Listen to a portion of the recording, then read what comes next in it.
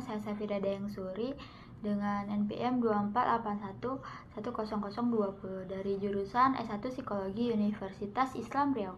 Baiklah, di video kali ini saya akan membahas materi mengenai skizofrenia. Jadi, apa sih skizofrenia? Skizofrenia merupakan suatu gangguan psikiatri yang berat dan kronik yang menyebabkan gejala psikotik dengan penurunan fungsi berat seseorang. Gangguan ini seringkali menyebabkan luaran klinis yang buruk seperti ketidakmampuan bekerja dan ketergantungan hidup. Skizofrenia bahkan merupakan penyakit psikiatri terberat dengan beban ekonomi dan emosional yang besar. Kondisi dan gejala-gejala perilakunya. Skizofrenia adalah orang yang mengalami gangguan emosi, pikiran, dan perilaku. Gejala skizofrenia dapat dibagi menjadi dua kelompok, yaitu yang pertama gejala primer seperti gangguan proses pikir, gangguan efek dan emosi, gangguan kemauan, dan gejala psikomotor. Dan yang kedua ada gejala sekunder seperti hawam dan halusinasi. Seseorang yang mengalami skizofrenia menunjukkan satu atau dua jenis gejala yang dapat diklasifikasikan menjadi gejala positif dan gejala negatif. Gejala positif merupakan gejala akut yang terdiri dari delusi, halusinasi, bahkan pikiran dan perilaku aneh. Sedangkan gejala negatif merupakan gejala kronis yang lebih sulit dikenali seperti tindakan menarik diri, hilangnya motivasi, berpikir dan bergerak lambat, dan tidak menunjukkan ekspresi. Bahkan, faktor yang dapat memengaruhi kualitas hidup pasien skizofrenia yaitu seperti kesehatan fisik, faktor emosi, faktor sosial, dan faktor aktivitas.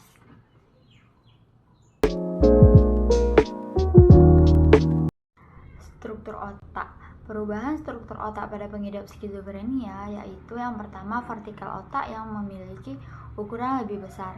Yang kedua, pada struktur lobus temporal mengalami perubahan volume lebih kecil. Lalu pada lobus prefrontal terdapat perubahan penurunan volume, hipoaktivasi. Lalu pada struktur otak hipokampus, amigdala, talamus, nukleus accumbens terdapat perubahan penurunan volume. Sedangkan struktur otak bagian white matter terdapat perubahan penurunan volume dan gangguan koneksi.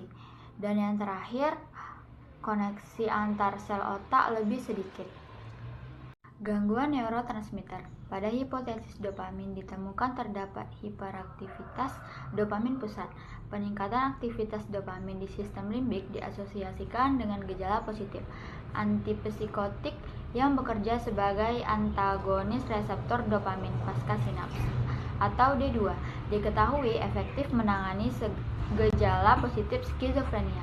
Hipotesis serotin mengatakan jika serotin berlebihan dapat menimbulkan gejala positif dan gejala negatif. Neurotransmitter lain yang diduga berkaitan dengan patofisiologis skizofrenia yaitu asetilkolin, glutamat, norepinefrin, aminobutyrenic acid atau GABA, dan sebagainya.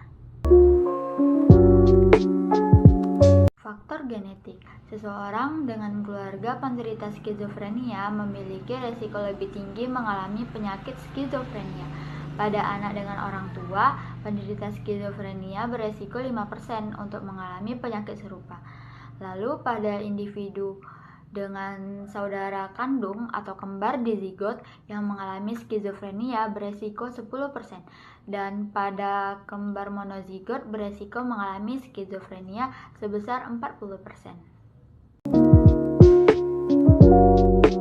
Pengobatan farmakologis dan perilaku. Yang pertama, terapi farmakologi skizofrenia. Terapi farmakologi adalah terapi obat pilihan utama pada pasien skizofrenia. Terapi ini bertujuan untuk mengontrol pasien, mencegah bahaya pada pasien dan mengurangi gejala psikotik pada pasien. Salah satu terapi farmakologi yang digunakan pasien skizofrenia yaitu terapi dengan menggunakan antipsikotik. Pemberian obat jenis ini tidak bersifat kuratif karena sebenarnya tidak menyembuhkan penyakitnya, namun mengupayakan penderita untuk bisa menjalankan aktivitas seperti manusia normal. Lalu ada antiansietas. Antiansietas utamanya digunakan dalam pengobatan kecemasan. Selain itu, obat ini juga biasanya memiliki efek relaksasi otot, menangani kejang. Lalu yang kedua ada terapi non farmakologis skizofrenia. Salah satu terapi non farmakologis adalah dengan melakukan psikoedukasi. Psikoedukasi itu adalah program edukasi dalam rangka mengurangi suatu efek penyakit atau disabilitas.